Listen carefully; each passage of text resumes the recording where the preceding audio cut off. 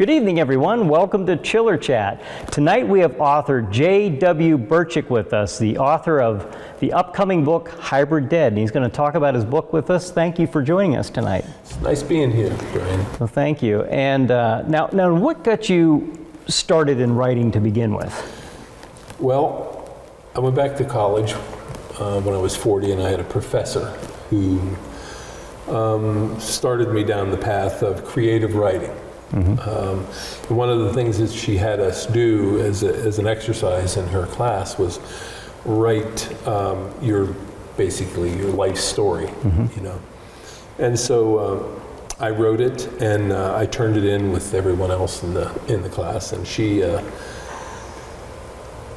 after a couple days, after she had looked at the paper, then she said that she wanted me to stay after this particular class, and so I thought I was in trouble when I first I did. I thought I was in trouble. So she kept me after class, and she told me, after she took me out, she said, look, your story was great. She said it made me, she said it brought a tear to my eye, and I was really, it was really interesting reading it. So I kind of knew at that moment that I wanted to do something, and I understood that I had this ability that I could, you know, give people something that made them happy, or I could write things that took them away from their daily grind, basically. So I just started polishing that, and I went through college that way, you know, at 40, creative writing classes and courses and things, and I started another publication while I was in school called Hot Rod News Magazine. Okay. And we had that for years and years, and in fact I did some stories right here in Oil City on is that Hot right? Rod News. Oh yeah. Huh. And it was it gained a lot of popularity, you know, through readership. So it was just one of those kind of things that I always felt like I liked. I've been a baker. I've been a lot of things, you know, and the things that I've always done, I've always tried to make people happy with writing, you know. Yeah. And with even baking bread or cinnamon rolls or whatever, you know, when I was a baker. So it was the kind of thing that just made. That's how I got started, you know, just happenstance, I suppose. I just fell into it. Well, I think, you know, as far as making people happy, I'm sure you're going to make some horror fans happy with your upcoming book, The Hybrid Dead. Now, what can you tell us about your newest book, The Hybrid Dead? Hybrid Dead, I've watched everything from back in the day when Night of the Living Dead first came out, you know. Even Hot Rod News Magazine, I shot a car, a photo shoot in the original cemetery where Evans City. In Evans City with this car, and we called it Car of the Living Dead. It was a white Monte Carlo, and we shot it at night with the fog and everything. It was a lot of fun. So yeah, Hybrid Dead is an accumulation of viewership and readership over the years that I gathered, you know, information about zombies and different explanations of why and where they came from, and I kind of come up with my own reasoning for it. But really, the book is not just about zombies. Right. It's really a book about humans and zombies being in a hybrid in between, you know, of the two. Yeah. And you're right. There are going to be zombie people that are just going to love this book. Well, you sent me a transcript of the book, and I started reading it, and I wasn't able to get too far in it prior to this interview today, unfortunately, but from what I did get a chance to read, now it sounds like you have a lot of real-world medical references and explanations to the zombie outbreak in your story. Now, what type of research did you do to prepare you for writing The Hybrid Dead? My wife is the chief pharmacy officer for a major long-term care facility pharmacy in Pennsylvania. They have one in Philadelphia and they're opening one in Colorado.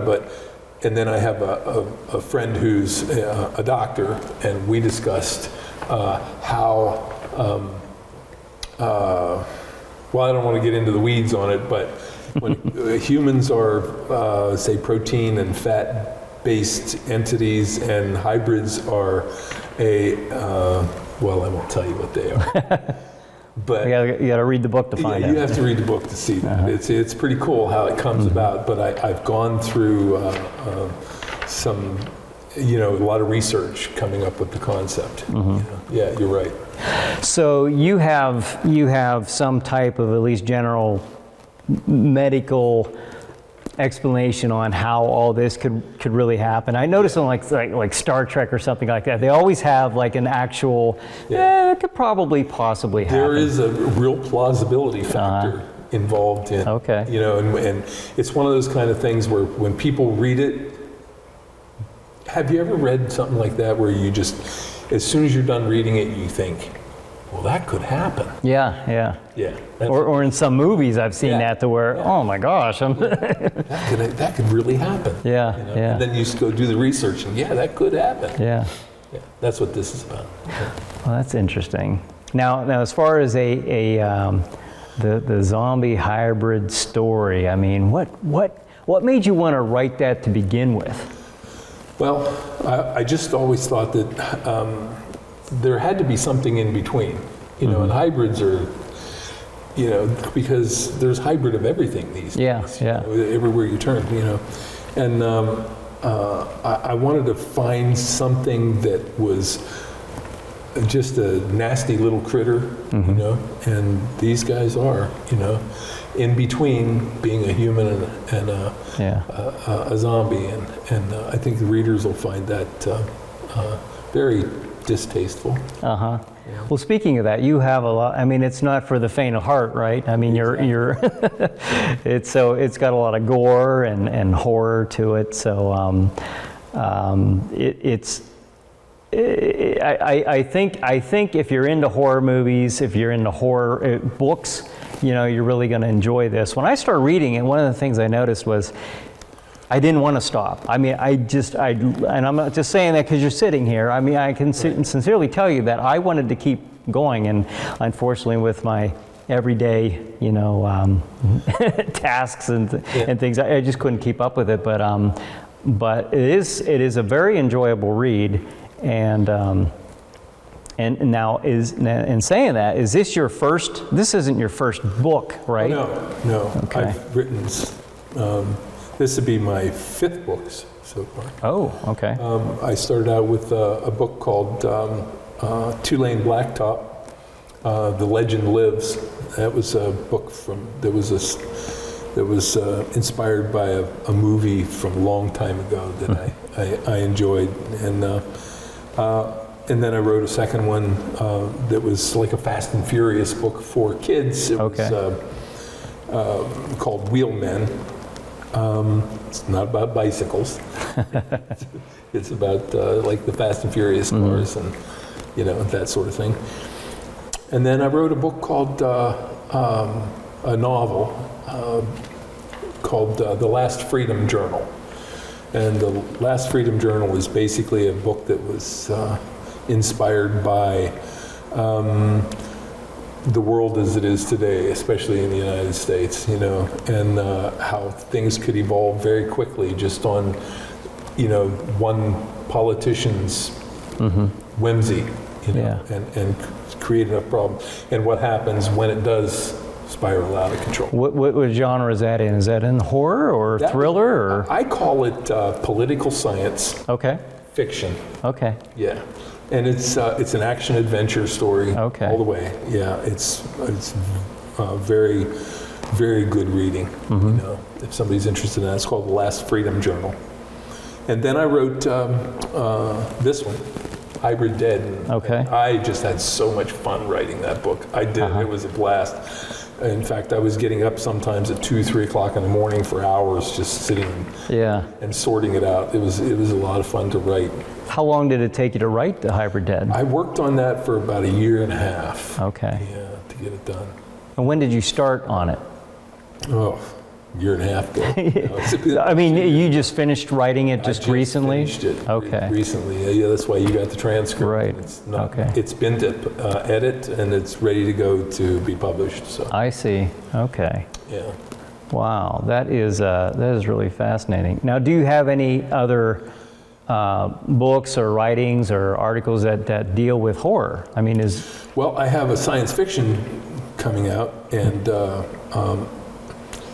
it's a little scary in itself. The science fiction book, and it's called Android, and that'll be available pretty soon. But really, my focus right now is on the Hybrid Dead book, and the Hybrid Dead is,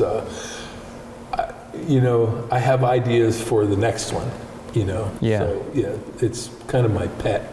yeah. So I'll just stick right to that, and start thinking about the next project. Okay. Yeah, from hot rod to zombies, hybrid zombies. That's quite a Like I said, gap. to make people happy. Yeah. So you give everybody something of what they what they crave, and let it shake it out and see what happens and where you end up. Now, do any of the newer zombie programs inspire you at all with what you've written? I always relate the Walking Dead, the current the series of Walking Dead to the Romero zombies, the Night of the Living Dead, where they are the slow lumbering. Ghoulish zombies compared to the other one. Some of the movies and TV shows have they're zombies. fast. They're running. Yeah, they're more like a rabid human. Right. And I didn't know if your zombies were more on the Romero side or more of the rabid human I'm a type. Romero fan. Romero fan. That's my favorite. Those are my favorite type of zombies. Yeah. To me, I've had nightmares about that type of thing, and people. They sometimes think, oh, they're so slow and that, but when you think about the epidemic covering the world, or your entire population being covered with these slow-moving, carnivorous cadavers, they get you, they eat It's you. not that they're really fast. Right. They're everywhere. They're everywhere, exactly. Yeah. And I think that's the scary part, and that end of the world scenario where they are everywhere, and now you are in the minority. Exactly. And that is basically what's populating the planet at this time is those zombies. And in Hybrid Dead, you get a real taste of that. Okay. I guarantee you will get a taste of being alone out in the middle of nowhere. Yeah. With these things around. Now Now you have these people that have to, and they realize now that they have to deal with the hybrids, which the hybrids, being an enzyme-based entity, they can, cold slows them down, but they move just like people. Okay. You know what I mean? Are there zombie, like the regular zombies and the hybrids? Or Absolutely. Okay, so there are two different types. I can only tell you one thing about it. But hybrids, I'm curious. the whole, how do I say this? The whole idea was that the doctor, no, I don't want to say that. Don't want to give too much away. They needed a way to help curb the zombie population. Okay. Hybrids love the taste of zombie flesh. I see. Okay, so the zombie epidemic occurs, and then we roll into the current predicament. Correct. Okay, I see. All right. Now, does your story take place in any time era in particular, like now, present day, or does it take place in the future? No, it's now. It's now. Yeah, it's current. Okay. All right. Yep. I see like Night of Living Dead and Walking Dead. That could be like right now. That could be like happening right now. You could walk outside this door, and it could be happening. Yeah. Okay. Well, that's really interesting. Wow. But I don't want to tell the whole story. Right. Well, we had to pull a little bit out of There's it. some real twists in it, and some things that I think that readers will. I actually that was the first time I've ever had an editor call me and say, Jim, your story made me gag. That's great. That's exactly what you want for a horror book. I wanted. Yeah. Wow. Yeah. That is something. Now, I was just wondering. Well, you said something just a minute ago that got me thinking. You said that there's twists to it, and I'm not going to say what they are, so don't worry, I won't give anything away. But I mean, for all the further I got, there were two like major twists that I didn't see coming. Right. And I've read a lot of stories, and I've watched a lot of horror movies, and I could kind of see things coming. And you did a really good job in masking that and making you think you're going one way and you go the other. Again, I don't want to give anything away, that's not my intent, but I think it's very well written and very enjoyable to read The Hybrid Dead. One of the things that my wife always pushed me to do was not try to use language that people have to look up in the dictionary when you're writing. You write it so anybody can read it and enjoy it. Yeah. And that's basically what I tried to do with this. And I wrote it pretty much like I wrote all my articles from my magazine publishing days. Yeah. But it was fun. Well, that's one thing I noticed too when I was reading it. Like there are a lot of books that I've read in the past to where, not that I'm not familiar with the verbiage, but when I have to stop and think what they're talking about, like when I have to put more effort into thinking to decipher what the author is trying to get through, then I get a little lost in it and I start to trail off in my interest with what I found with The Hybrid Dead. You didn't have that. You just had the story was laid out, and it's an enjoyable read. Very easy. It's an easy read, enjoyable read, and I think people are going to really enjoy it. There's one portion of the book that when you get to it, it's a lot of fun when it finally comes to the reader what a hybrid is and why they are what they are. Okay. The easy reading plays a part. Okay. You'll see that when you get to that part. They look, just from the cover of the transcript you gave me, there's a half face here. Half you can see what looks to be a regular looking zombie that we're familiar with from the movies and so forth. And then there's a more of a, I don't know, he's got the fangs, he's got the sunken teeth, almost like a shark or reptile look to him, very monstrous looking. I described them as piranha type. Piranha? Piranha-like teeth. And I will say, I don't know if I can, they seem to attack that way as well. They do. Yeah. From one of the scenes I read in particular. Well, that's interesting. Yeah. Okay, a piranha type of that. Boy, what a visual! Yeah. What a visual. Now I'm even going back in my mind and that scene. In the park. What's that? To the scene in the park. In the park. That's exactly what I was thinking of. Now I could probably go back and rereading that, think of characteristics of the piranha when I'm rereading that scene with the zombies. Right. Wow. That's neat. What an interesting idea. Now did you grow up in Pittsburgh or do you? No, I didn't. I'm from Clearfield, Pennsylvania. Okay. And my wife's from Pittsburgh. Okay. And I met her there, and I lived in Erie for a long time. Okay. And but I've always been into monsters and Yeah. that sort of thing.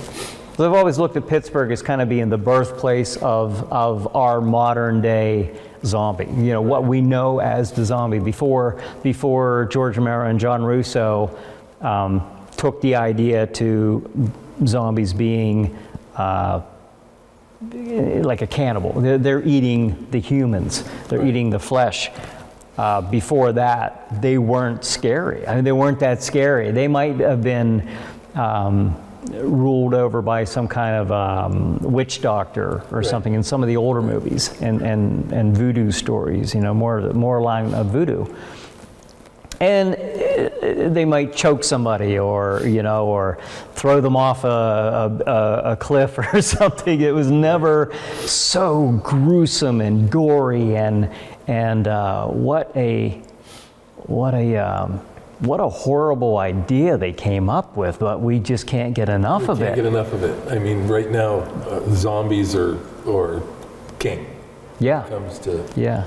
because there's just so many things you can do with them. I mean, there's even cartoon shows now Yeah. for kids. It's called Zombies. Is that right? I didn't. Yeah.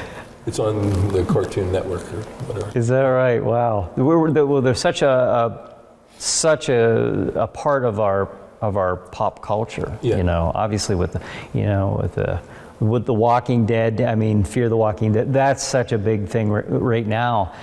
Of course, what started it all was Night of the Living Dead. You know, that was. But before that, it seemed like vampires was probably the one of the king monsters at that time. Yeah, werewolves and vampires. But you know, you could always go back. I think what makes the zombies such a monster is the idea that the vampires, and even a werewolf, when he turns back into the human, he has a personality, right. and not only a personality, but remorse. Right. He is already the damned, and you have a pathos for that character. Mm-hmm. A zombie, you cannot they don't have any of that. They don't have anything other, no conscience. Yeah. Nothing. They just move forward. They have one thing on their mind. Yeah. And that's it. Yeah. And speaking of that, I think the closest I came to having any type of sympathy or connection with the zombie was the very first episode of The Walking Dead, when Morgan's wife comes up to the porch of the home that they are on, and she's looking. Something draws her to that house. Right. Something is drawing her back to that house. And she starts turning the doorknob, and there, like I said, there's something drawing her back. A memory? I don't know. But then if you watch the movie that inspired George Romero, The Last Man on Earth, I don't know if you've seen that, but it starred Vincent Price.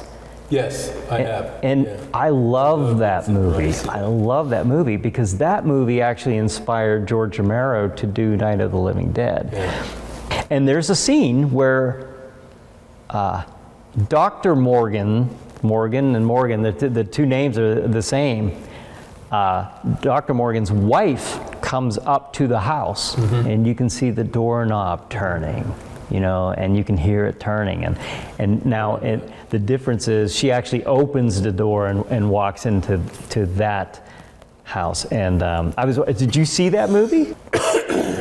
Yeah, I did see the movie, and I've tried to draw inspiration from. I'm one of those kind of people. I sit and I'll watch Turner Classic Movies. Yeah.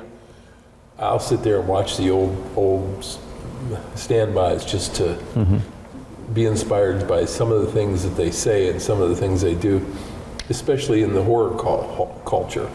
I can sit and watch Vincent Price all day. Yeah. You know? Yeah. Just because he's so powerful. And the old Night of the Living Deads, and when you first start watching them, they're kind of corny, but when you sit there and start realizing what it took for these people to write it, to shoot it, and then we're talking back in the early 60s, late 50s, early 60s, how they were able to accomplish that, with what Yeah. they had to work with. Right. And scare the crap out of people. Yeah. How great is that? Yeah. Just a couple guys got together for an independent movie, and look what happened. I mean, it has inspired, the world over. I mean, it changed the way we look at the undead, the ghouls. Well, I And- remember some of the debates back then about, could this really happen? And we're talking about in the news. They were talking about this. Is that right? Wow. Wow. Some of the things that people talked about, and where did they come up with the idea? Is it is it really going to happen? It's like War of the Worlds. Yeah. When that happened, they were like, "Oh my God, this sky is falling." See? Right. Yeah. Wow, that's interesting. I didn't know that, but that's interesting. Well, you have the same thing a lot of times, even on the internet. Can the zombie outbreak really happen? And I guess I just gave you a reason. Yeah, you're right. We just talked about this. It can happen. Read the book; you'll understand. Speaking of, now, how can our audience get your book? Right. Currently, we're go to hybriddead.com. Okay. But currently, I'm in the middle of building all the marketing and the social media and all of that. So you'll be able to go to hybriddead.com and send me an email, and I'll put you on a mailing list to let you know when all of the books, but Hybrid Dead specifically, will be available. Okay. Now you have several that they're going to be available at once. Is that it? Yes. Okay. But I also at the time, I'll have certain amount of them that I'll have available for people that I'll sign and have, be able to get them out there to them. Okay.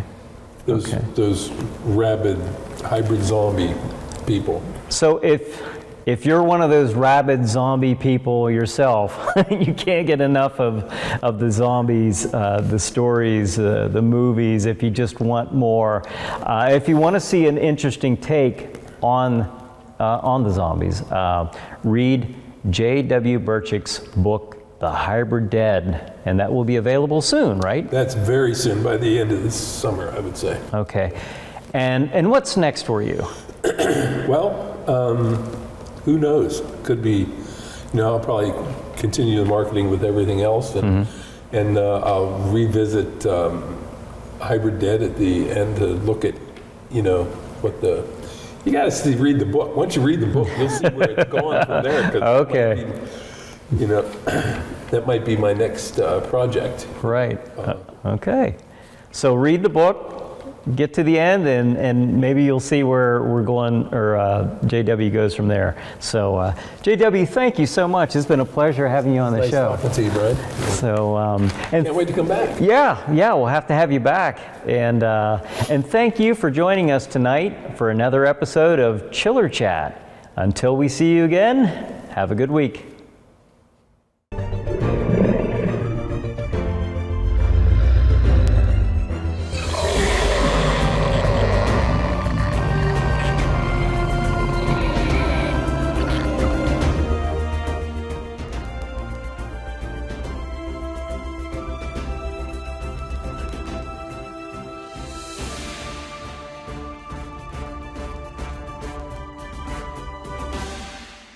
How many times do I have to tell you, just because something isn't good doesn't mean it's bad?